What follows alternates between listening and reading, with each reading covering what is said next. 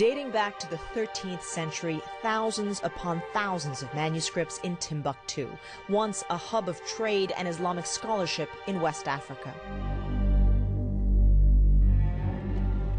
But when the northern Mali conflict entered the city earlier this year, Islamic fundamentalists targeted Timbuktu's rich heritage, built on a Muslim ideology that they consider blasphemous. The manuscripts were thought to be lost. At this stage, we know that many manuscripts have been deliberately destroyed and burned completely. But as it turns out, the vast majority of the precious documents were actually saved, smuggled out of the city by local families who had anticipated the threat 6 months ahead of the raid by extremists.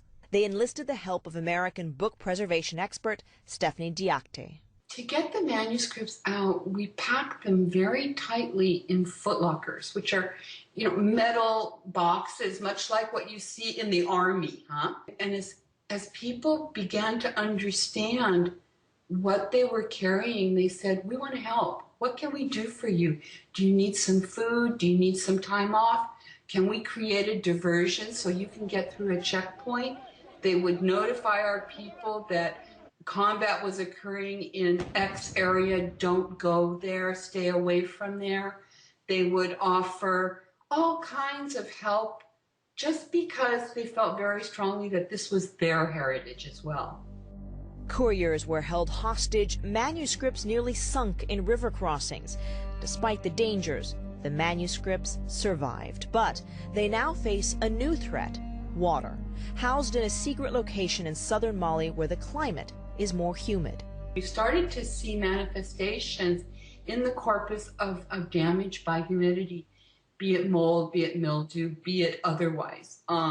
So we're very, very frightened, and it would kind of be the ultimate irony if all of these manuscripts survived the evacuation to be destroyed because we don't have the resources necessary to archivally box them and to insert humidity traps for the period that they're in exile. It is a threat compounded by the rainy season next month, prompting Diakte and her team to launch an urgent fundraising campaign known as Timbuktu Libraries in Exile.